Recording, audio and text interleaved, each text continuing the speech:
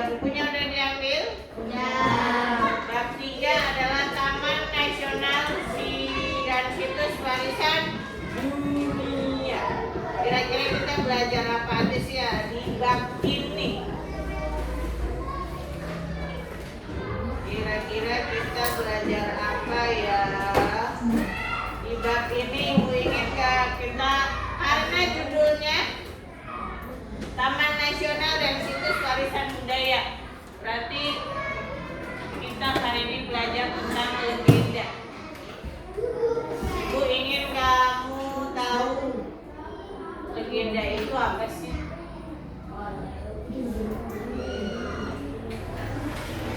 Apa legenda itu ya? Bisa dibuka, terus nanti kalian akan ada majas. Sebelum kita belajar, apakah kalian sudah konsentrasi? Masa coba. Tepuk 1, tepuk 2, tepuk 3, tepuk 4. Nah, kalah konsen. Kalah konsen. Ya, coba tepuk 1, tepuk 2, tepuk 3, tepuk 4. Nah, tepuk 5. Udah konsen belum nih? Sebelum kita belajar udah konsen dengan 5 kali tepuk 5.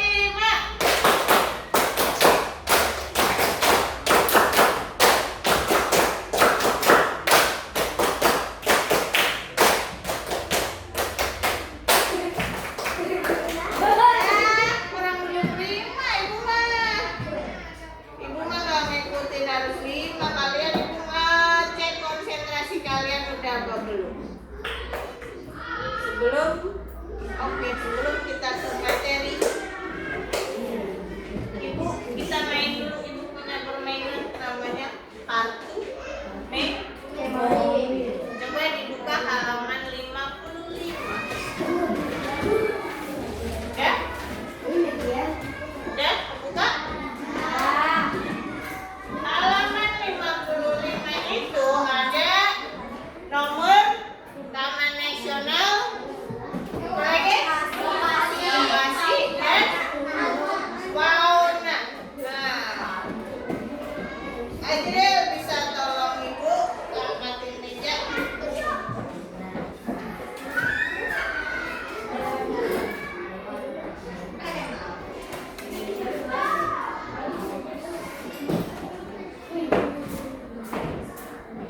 Nah, di sini nanti kita akan main. Ibu udah punya kartu-kartunya. Ada kartu lokasi Taman Nasionalnya dan nama hewannya yang tinggal di lokasi itu apa. Sebelum itu Ibu Ibu nanya dulu, kalian pernah nggak sih jalan-jalan ke taman?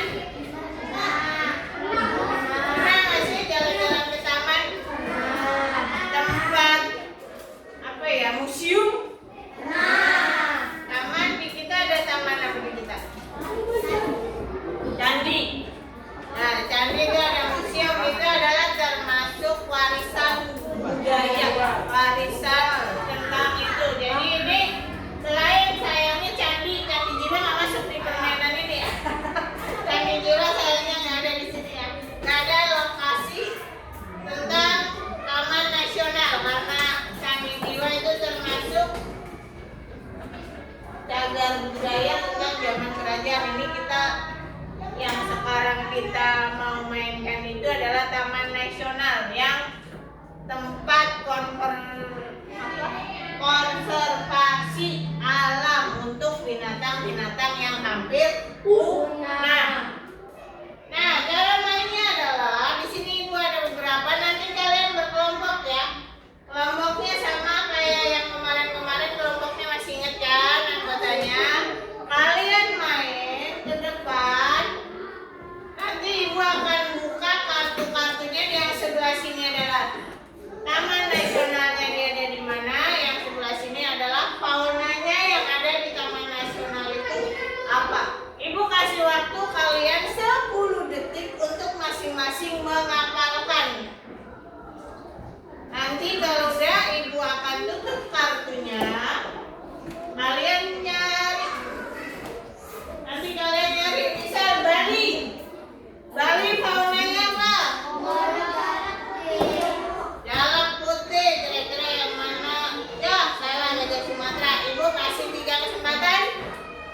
untuk bisa membuka. Dan ibu kasih 5 pertanyaan. Kalau nanti kelompok yang paling banyak ibu kasih hadiah. Apa hadiahnya bu? Tepuk tangan dari ibu. Bukan. Oh itu bukan hadiah. Terus apa dong? Cilok 1. Oh tukang cilok nggak ada. Oke siap. Siap? Ya. Sebelum kita nanti berpusing-pusing teriak, siap? Oke, kelompok pertama kelompok siapa? Siapa yang mau maju dulu? Kelompok 1. Siapa kemarin kelompok 1? Dede Fikri, ya masuk Dede Fikri. Maria Matasya, Bu. Maria Matasya, ya banyak yang mau masuk ya.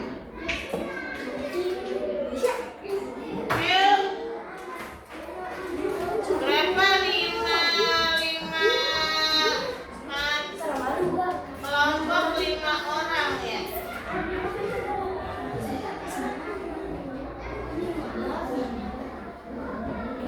Ini yang komplit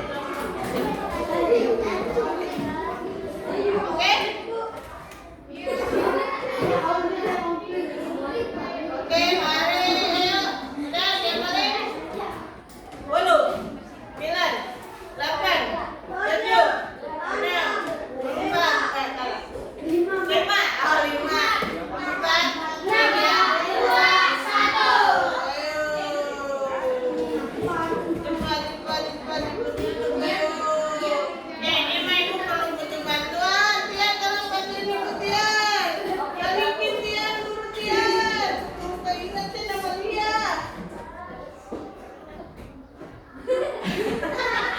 Makasih Tian. Oke siap. Sekarang carilah ya kelihatan gambarnya. Carilah apa?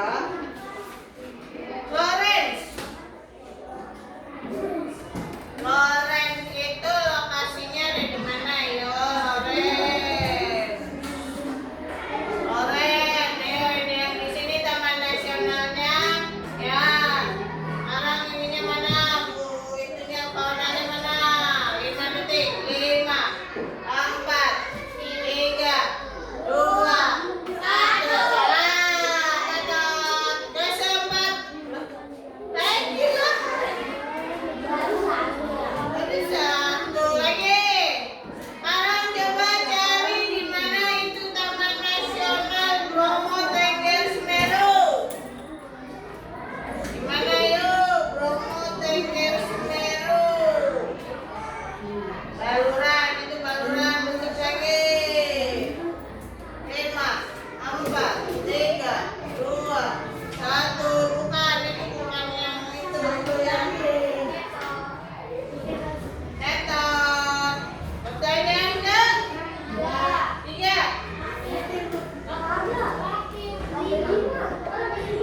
Kelima kan? Apa? Kalian mau cari nyari apa? Ayo, ada yang itu. Tanjung Puting. Tanjung Puting ada di mana? Ayo. 5, 4, 3, 2, 1. Nyawanya habis ya nih.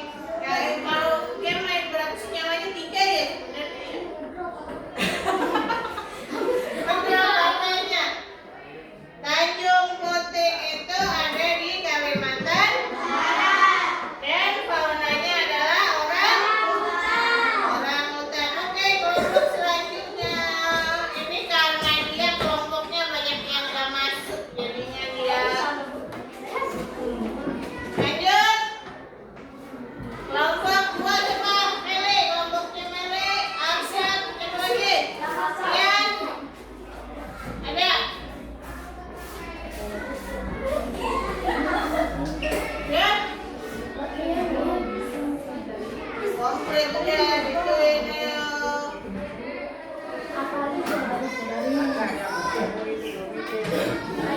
Lain dulu.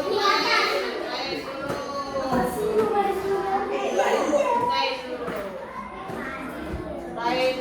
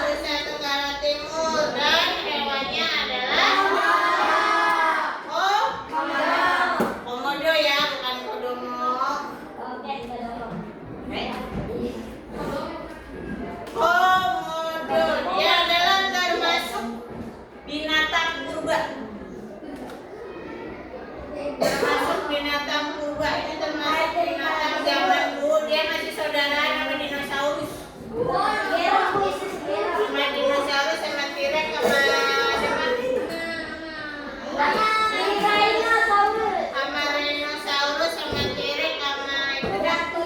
Ada. Lanjut, ada Bali Barat. Dari namanya aja dia udah ketahuan bahwa dia berada di Bali. Dia adalah jalak putih. Apa tadi jalak putih? Burung jalak putih. Burung jalak putih. Ada juga Taman Nasional Lorelindo. Ada di Sulawesi Tengah. Dia ini tarsius. Matanya belum. Mirip burung hantu tapi dia punya ekor. Kayak apa ini ya?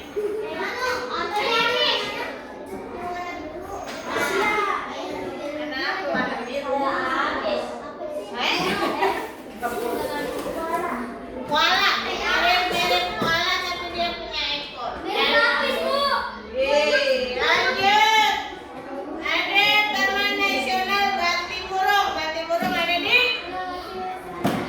Sulawesi Selatan dan ininya adalah kupu-kupu.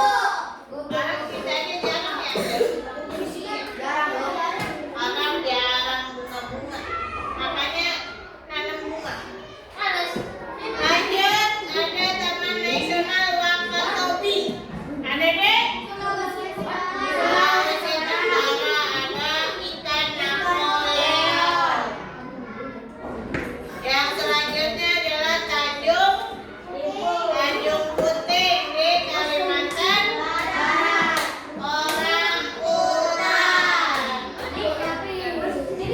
Orang utan nama siamang beda ya. Orang utan siamang sama owa Jawa juga dia berbeda. Orang utan itu dia yang gede. Ada yang selanjutnya Taman Nasional Meru Betire. Ada di Jawa Timur. Ada Kancil. Kancil ini kalau menurut dongeng, menurut legenda dia adalah binatang yang sangat pintar. Coba nonton pada zaman dahulu di TV.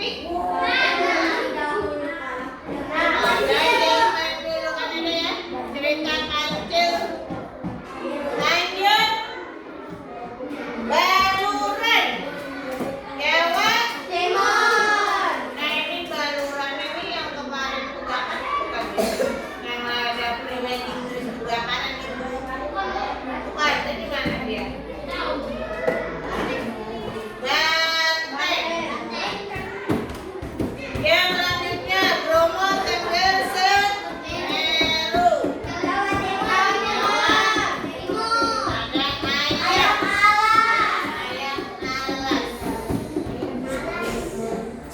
Ayam alas bukan ayam malas.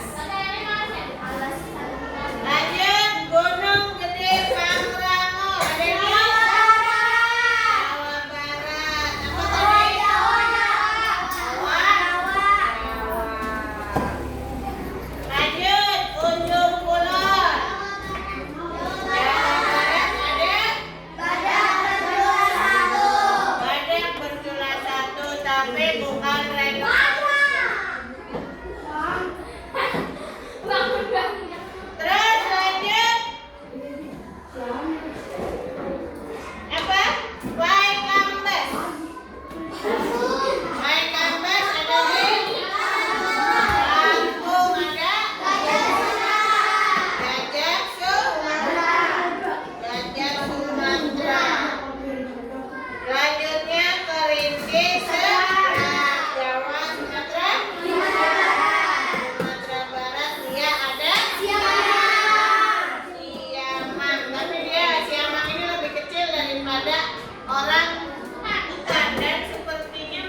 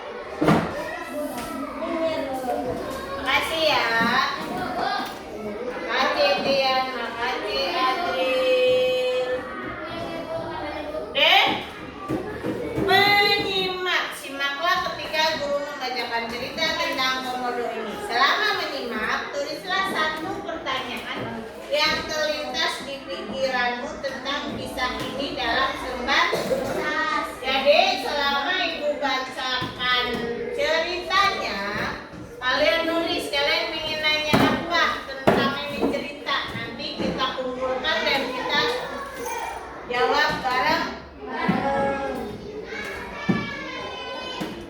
Dan ya jangan lupa siapin satu pertanyaan yang ada susah-susah dari pusing jawabnya. Siap? Siap dengerin ibu cerita. Judulnya adalah Legenda Putri Komodo. Pada zaman dahulu di Kepulauan Komodo tinggallah seorang pria bernama Empu Najo dan istrinya Lea. Mereka tinggal di Teluk Loh Lawi di Gilimana. Di sana Empu Najo terpilih menjadi kepala desa. Namun desa tersebut terus diserang oleh orang-orang dari suku Bajo yang tak segan menjarah dan mengobrak-abrik desa mereka hingga luluh lantak. Setiap kali ada serangan, warga desa memilih mundur ke gunung. Namun mereka tak bisa menyembunyikan kesedihan dan hati yang berkeping-keping ketika kembali melihat desa mereka yang hampir rata dengan tanah. Berusaha tetap setegar karang. Suatu hari, Empu Najo mengumpulkan penduduk desa dan mengumumkan, "Wargaku, kita harus pindah dari tempat ini. Suku Bajo akan terus menyerang kita. Marilah kita menetap di gunung. Hutan bisa memberi kita makan. Kita juga bisa merawat kebun, menanam pohon buah, dan berburu kijang dan berbit hutan yang melimpah." Mereka menyebut desa baru mereka Najo untuk menghormati pemimpin mereka. Di malam terakhir ketika meninggalkan Loh Lawi, istri Empu Najo, Lea, mengandung. Ketika desa baru mereka selesai dibangun, Lea siap untuk melahirkan buah hatinya. Dia merasakan sakit luar biasa. Masalahnya, desa ini tidak memiliki dukun bayi. Dengan berat hati, Empu Najo sendiri yang membantu Lea melahirkan bayi mereka. Ketika itu angin menari-nari membawa masuk daun-daun di luar melalui jendela dan mengelilingi Lea. Wajah Lea bersinar seperti bulan purnama. Kemudian Empu Najo terkejut. Dia merasa ada sesuatu yang aneh. Aneh. Lea melahirkan seorang bayi laki-laki dan seorang kembaran perempuan yang bentuknya jauh dari manusia. Kulitnya berbisik, berbintik-bintik, matanya hitam, dan dia memiliki ekor. Empu Najo menatap anak perempuannya yang sangat mungil. Namun penampakannya seperti gada raksasa yang berkelana di sabana di batas desa. "Anakmu laki-laki," kata Empu Najo ragu-ragu sambil menatap istrinya. Tapi sayangnya ruh sudah meninggalkan jasad Lea. Empu Najo harus berlapang dada ditinggalkan belahan hatinya. Dia bertekad untuk membesarkan sendiri kedua anaknya. Dia memberi nama bayi laki-lakinya si Gero dan anak perempuannya Ora. Dia memberi mereka makan susu kambing dan madu. Dua-duanya tumbuh dengan cepat. Tapi jauh sebelum Gero bisa berjalan, Ora sudah menjelajahi jalan di luar rumah dan bahkan memanjat pohon. Meskipun susu masih bisa memenuhi rasa laparnya, dia mulai tertarik pada ayam-ayam milik tetangga. Tetangga mulai mengeluh kepada Empu Najo. "Aku akan memberimu daging," katanya pada orang.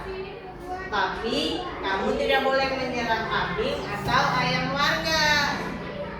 Meski orang tidak lagi mengganggu ternak warga, Dia tetap menjadi buah bibir penduduk desa. Mereka curiga ada komodo yang tinggal bersama mereka di desa. Untungnya ayah dan kakaknya tetap melindungi orang dan menunjukkan kasih sayangnya. Malahan si Gerong lebih suka bermain dengan adiknya daripada dengan anak-anak lain. Dua bersaudara ini memanjat pohon bersama atau mengejar kalkun ke dalam hutan. Suatu hari orang hilang. Dia meninggalkan rumah ketika matahari baru bangun dan jejaknya menunjukkan bahwa dia menuju hutan. Apakah dia akan kembali? Tanya Gerong pada ayahnya dengan air mata yang membanjir. Ya, jangan khawatir, dia pasti kembali, balas Empu Rani.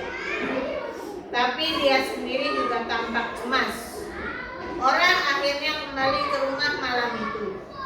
Namun, semakin hari dia semakin lama meninggalkan rumah dan hanya kembali sesekali.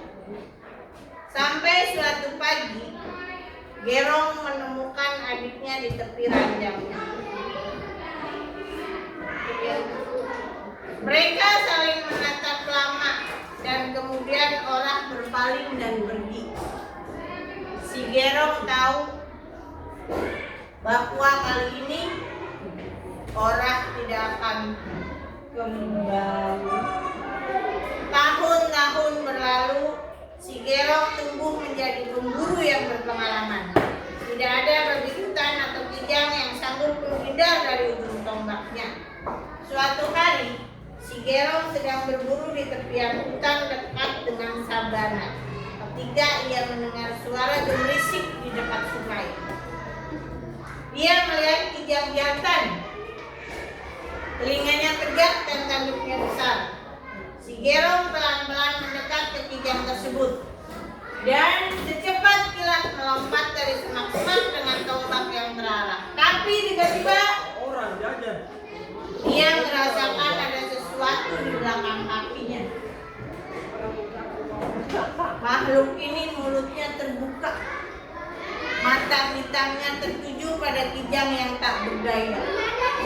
Ini komodo terbesar yang pernah dilihat si Gerong. Dengan refleks, dia berbalik dan mengarahkan tombaknya pada reptil raksasa tersebut. Namun komodo itu malah meletakkan kepalanya ke tanah. Tiba-tiba pula berdiri di depannya sosok seorang perempuan.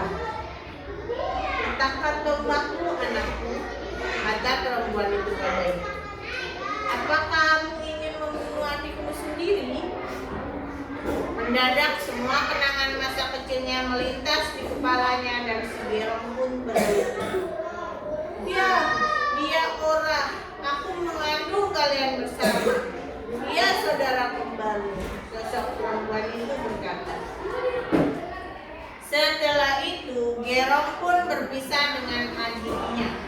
Si Gerong menuju desanya dan orang menuju sabana.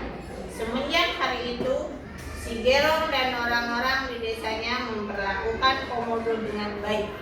Padahal raksasa itu bebas berkelana di sekitar hutan, makan babi hutan, kijang, dan hewan lain yang ada di sana. Ketika ada komodo menjadi terlalu tua untuk mencari makan sendiri, warga desa akan memberi makan seolah komodo-komodo itu adalah daging mereka sendiri. Tamat selesai. Dan kalau udah ditulis, kalian mau bikin satu pertanyaan saja. Satu pertanyaan saja, kira-kira kamu pengen nanya apa? Kira-kira kamu mau nanya apa? Bikin satu pertanyaan aja.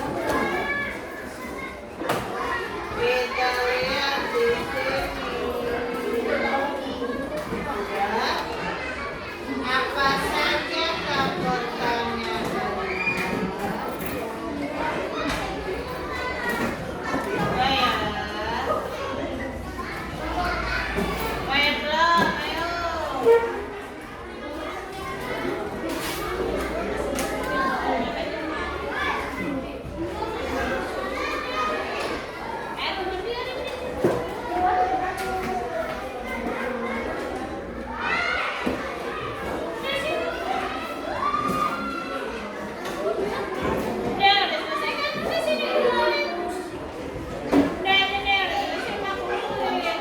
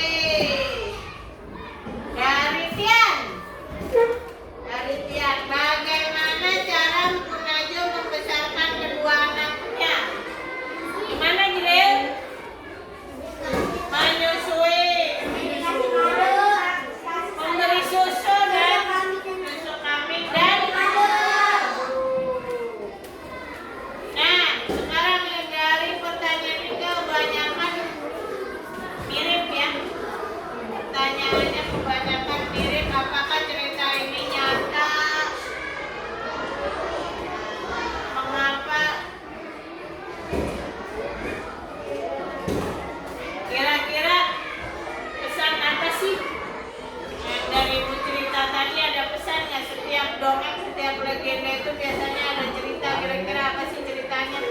Ceritanya. Pesannya. Pesannya apa? Pesannya apa? Kan di buku kemarin ada kan bahasa Indonesia Pesannya apa? Dilihat pesannya, dilihat lagi dari ceritanya. Kira-kira tadi Bu sampai udah berbusa, masa nggak tahu pesannya kira-kira apa? Yuk. Pesan atau amanat yang bisa dipetik dari legenda. Apa? Apa Saskia? Oh, kita harus saling menyayangi, menjaga hutan dan lingkungan hutan. Karena dari cerita itu latar belakangnya adalah hutan. Ada yang dibuat desa di hutan di gunung, berarti pasti dia berdampingan dengan si siapa tadi? Komodo tadi ya, yang berdampingan dengan si siapa nama si komodonya tadi siapa sih? Orang. Nah, dia tinggal dengan orang, jadi tidak boleh diburu dengan seenaknya.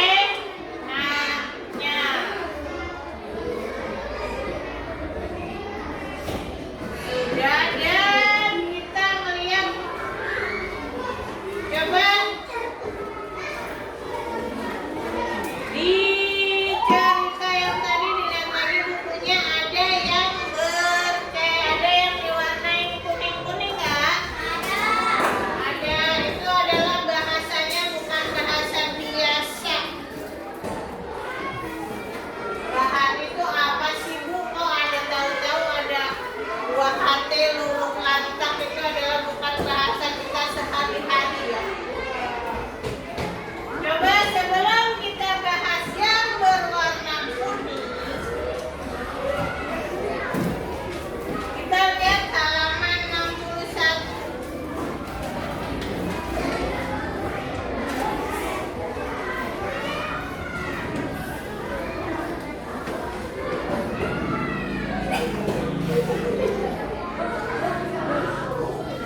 Jadi di kelas sebelumnya kalian pernah ketemu dengan pelajaran majas? Pernah? Pernah di kelas sebelumnya kalian pernah ketemu majas. Majas itu apa sih? Majas itu adalah gaya bahasa atau retorika yang digunakan dalam tulisan atau pidato untuk menyampaikan pesan, perasaan, ide secara kiasan, imajinatif, dan indah. Biar bahasanya itu lebih hidup, lebih berwarna, dan menarik. Coba sekarang kalian tulis dulu majasnya. Majas itu ada 1, 2, 3, 4. Kalian tulis dulu di buku kalian majas, macam-macam majas. 1, 2, 3, 4. Tulis dulu.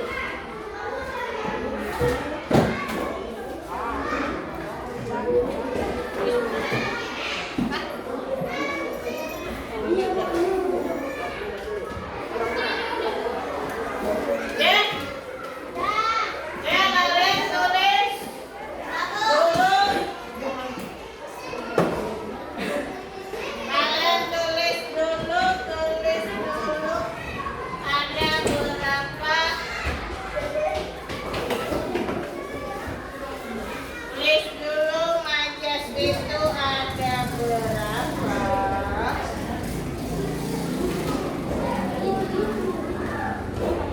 Macam-macam.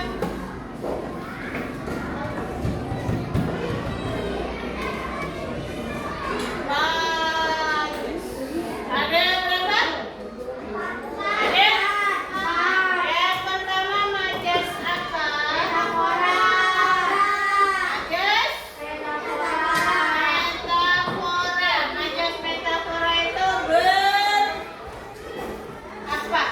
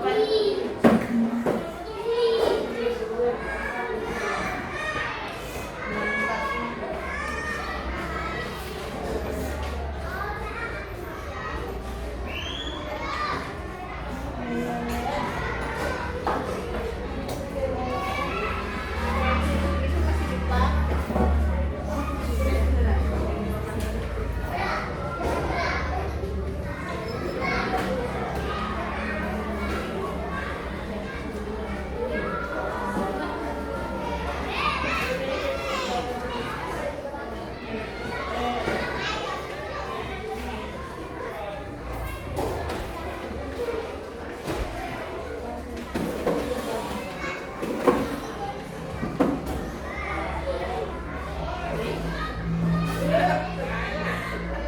Nak?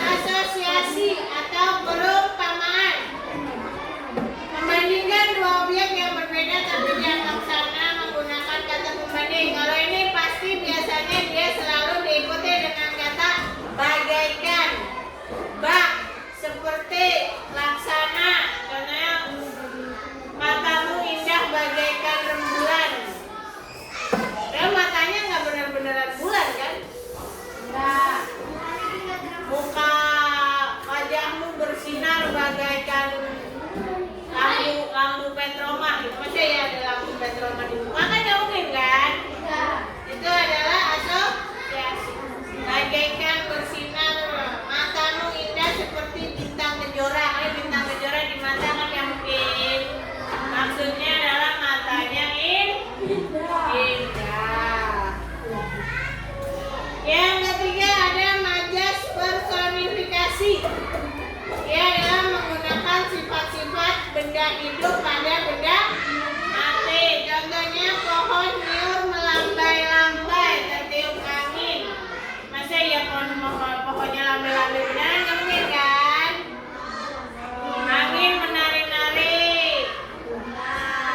Terus apa tadi? Apalagi tuh bersaut-sautan apa tuh? Apa? Karang bersaut, gaung bersaut-sautan yang mungkin pohon apa bersaut-sautan kan mungkin.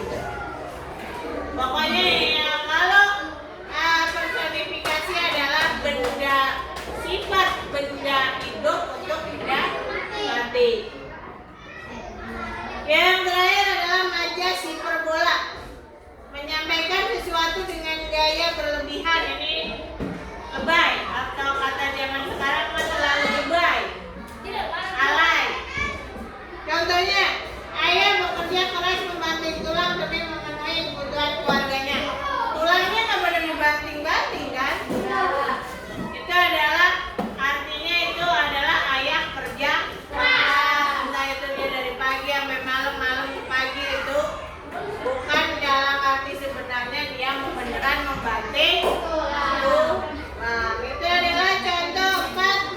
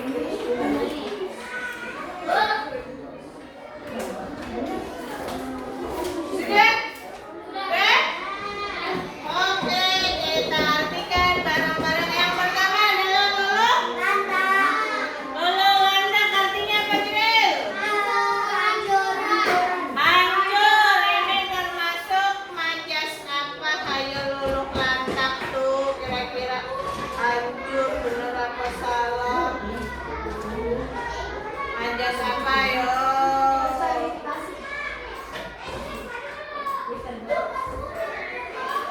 Lulu lantak itu termasuk majas dia mah. Lulu lantak hancur itu majas apa? Kira-kira dia biasa aja atau terlalu lebay gitu?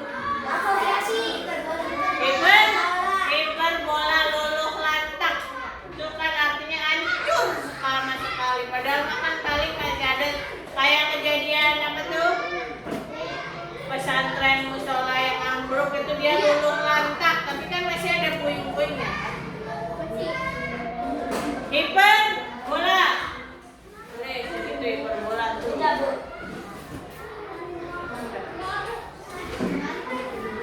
Di sebelahnya aku dibalik terus ya. Lulu lantak itu termasuk majas hiper karena dia lebay. Baik kasih.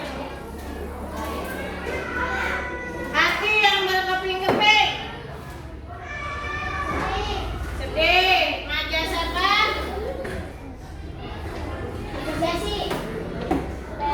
Apa sangat sedih bang, beneran berkeping-keping gak nih? Hiperbola. Hiperbola. Lanjut lagi. Rata dengan tanah. Hancur. Majas apa? Hiperbola. Karena ini lebay ya, terlalu lebay. Hancurnya kan kayak hancur. Ya masih ada lah, boleh diambil 1, 2, 3 mah. Yang selanjutnya setegar karang. Setegar karang. Sama tambah. Ini apa majasnya? Majas apa? Majas dia mah setegar karang. Asosiasi yang dia membandingkan dengan benda hidup dan benda mati. Lanjut. Hutan bisa memberi kita makan. Hutan tempat kebiduan dia apa? Personifikasi. Yang lanjutnya buah hati itu adalah metafora. Berat hati metafora, personifikasi metafora.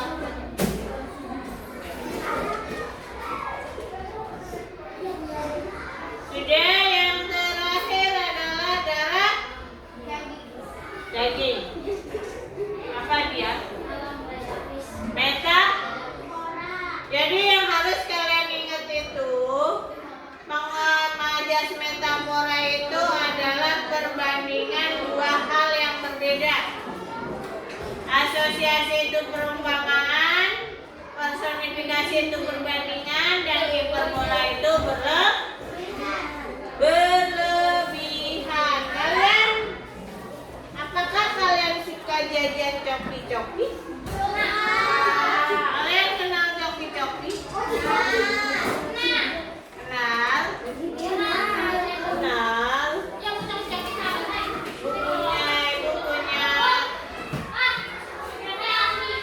Ibu punya coki-coki. Mau?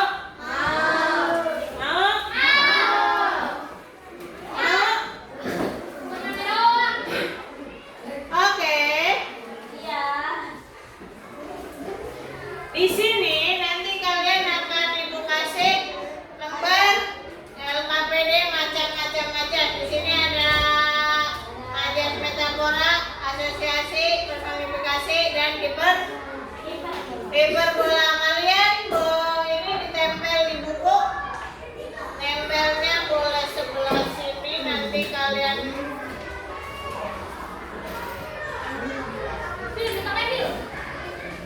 bisa dibuka begini.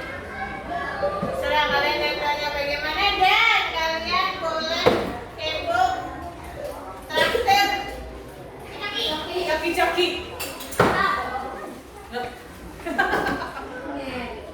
Kalian ibu traktir coki-coki, nanti kalian ngambil. Kalian nanti ngambil, ibu kasih kalian coki-coki, dan coki-cokinya kalian buka. Kalau udah dibuka, kalian di sini akan nemu ada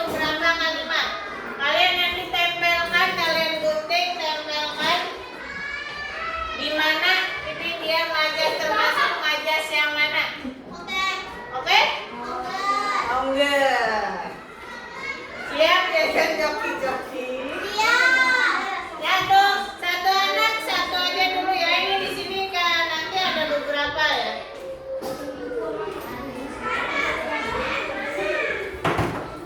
Oke. Dan sekarang kita, kalian udah bawa gunting dan lem?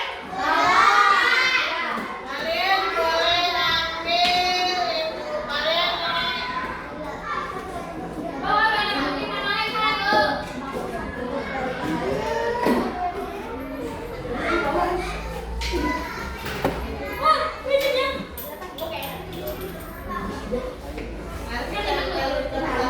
tempel di bukunya nanti aja kamu.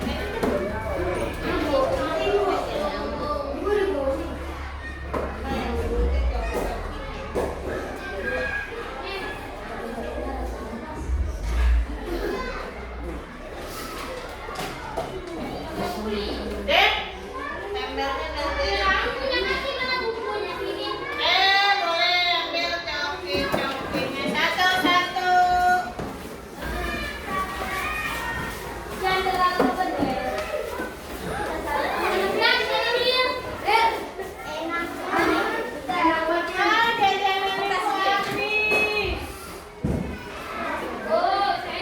Satu aja ya.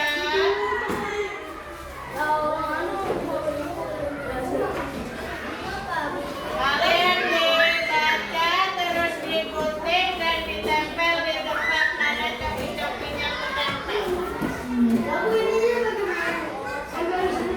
Iya, digunting.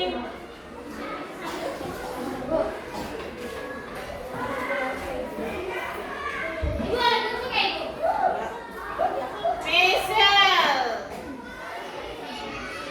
mata tajam laksana mata elang itu termasuk majas apa? Majas apa ya mata elang? Kalian gunting tuh satu-satu. Berarti nanti kalian akan dapat 9 kata yang berbeda. Yang digunting coki-cokinya, yang itu yang macam-macam majasnya digunting per kalimat. Per kalimat. Berarti ini kan ada 1, 2, 3, 4, 5, 6, 7, 8, 9.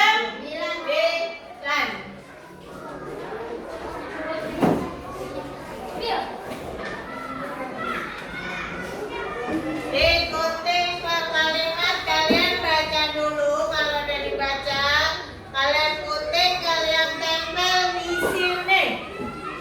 Dia termasuk masuk di majas yang mana? Jadi ininya nggak perlu digunting, ambil nggak perlu digunting. Yang digunting tuh ininya aja. Udah ibu suruh gambar gunting.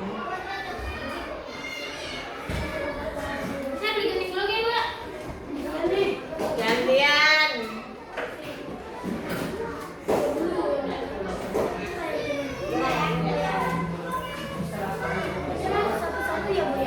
Ya, gunting satu-satu.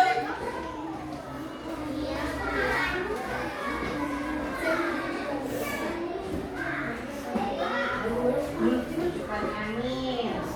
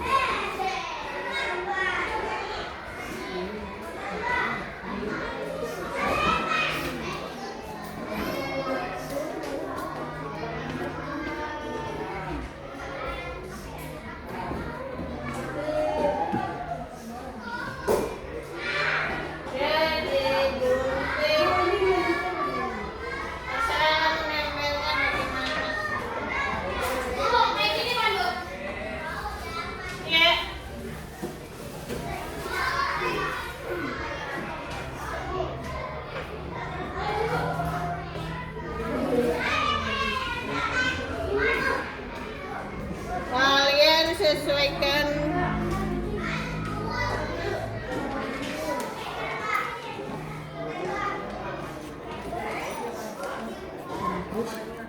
Digunting aja dulu, yang itunya majasnya digunting, baru disesuaikan.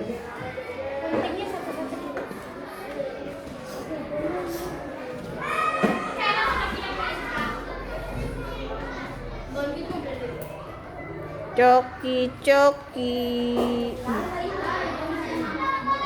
mana ya, coki ibu jatuh.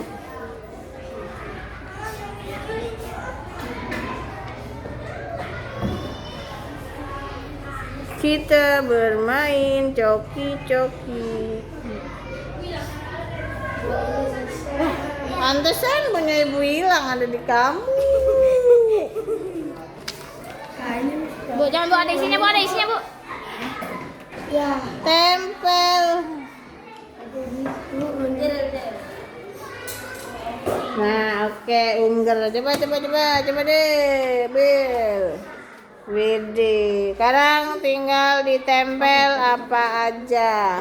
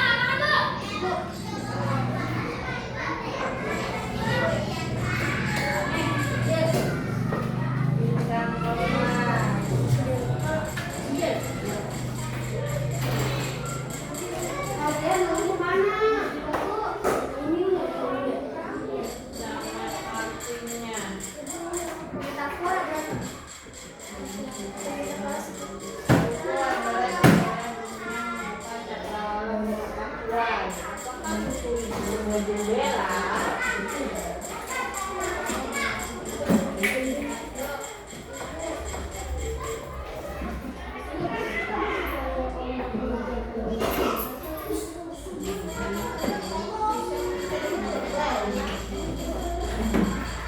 Sifat manusia dengan menggunakan ombak bisa aja nggak?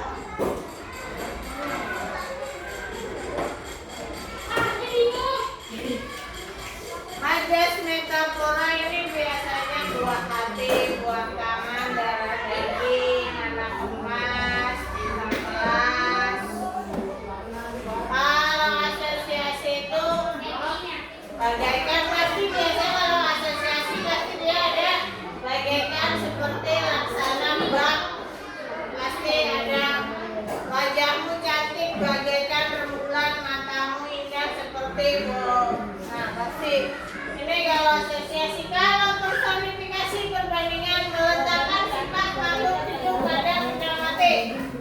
Ombak mengejar, gunung berlari-lari, ombak berlari, pohon menari-nari, angin meniup. Ya mungkin kan? Itu adalah di personifikasi. Kalau majas hiperbola dia itu terlalu berlebihan, tidak sesuai dengan kenyataan. Tubuhnya kurus sekali seperti lidi. Apakah benar-benar dia seperti lidi? Tidak kan?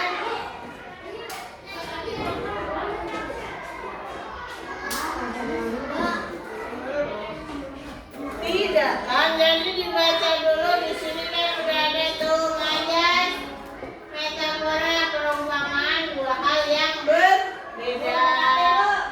Majas asosiasi ciri katanya seperti bagaikan. Personifikasi meletakkan sifat makhluk hidup dengan benda mati. Berlebihan ini tidak sesuai dengan kenyataan. Kayak tadi ayah bekerja membanting tulang. Guru adalah pahlawan tanpa kata dasar.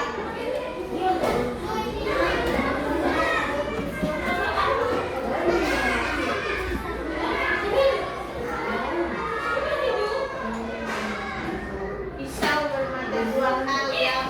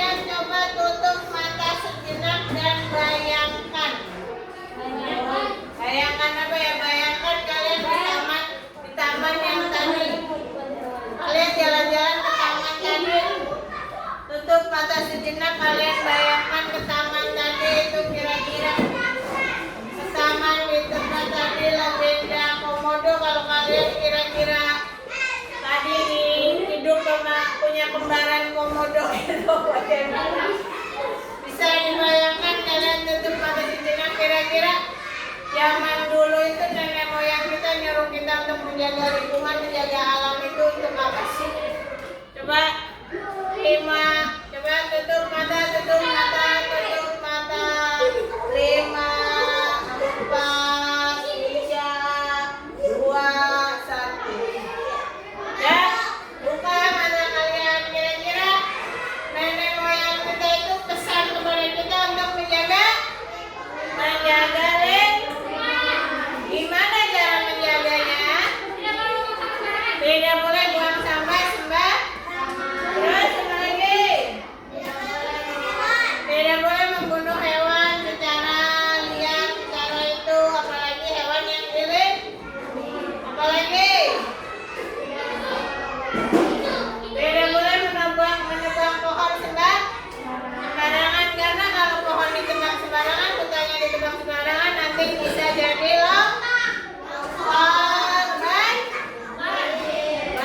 banjir.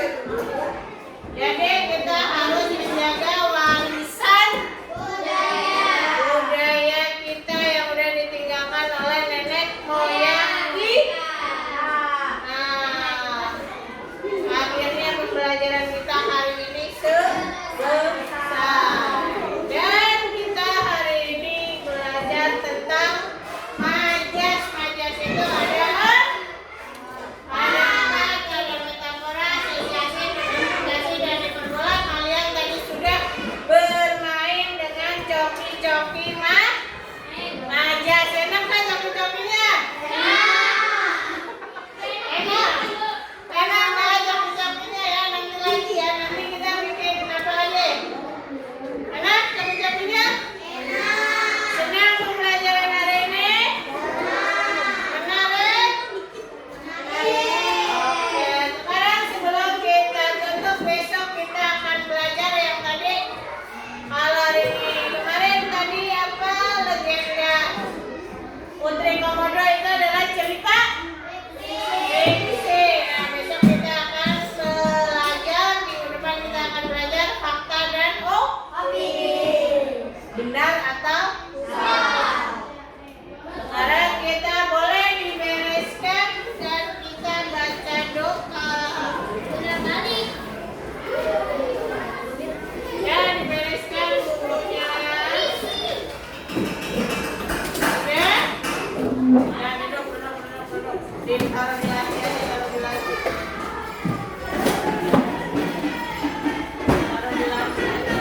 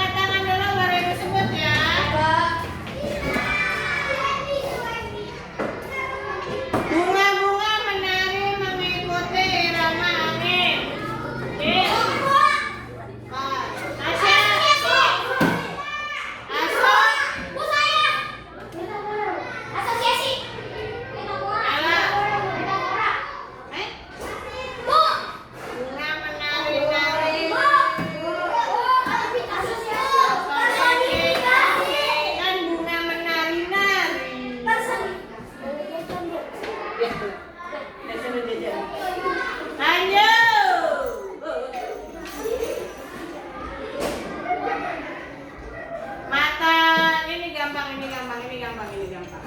Matanya tajam laksana mata elang. Asosiasi. Apa? Asosiasi. Asosiasi. Pokoknya asosiasi itu gampang, pasti ada laksana seperti bagaikan.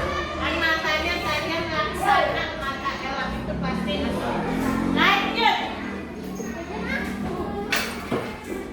Keringat adalah mutiara yang keluar dari tubuh para pekerja keras. Metafora.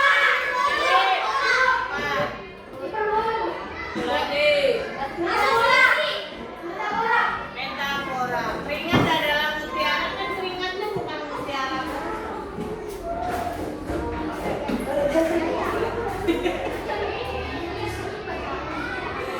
Rindu ini membakar hatiku sampai menjadi hiperbola. Masa hatiku kebakar? Lanjut. Air mata hujan jatuh membasahi bumi yang terbenam.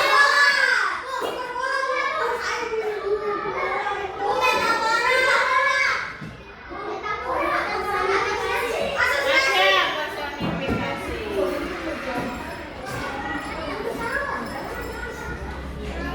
Oke. Semangatnya berkobar laksana api membasahi musim kemarau.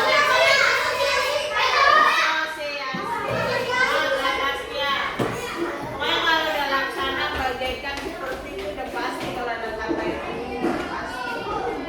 Lanjut. Hatinya adalah samudra yang penuh dengan kesabaran. Ini agak susah. Metafora. Bukan hatinya nggak samudra benar.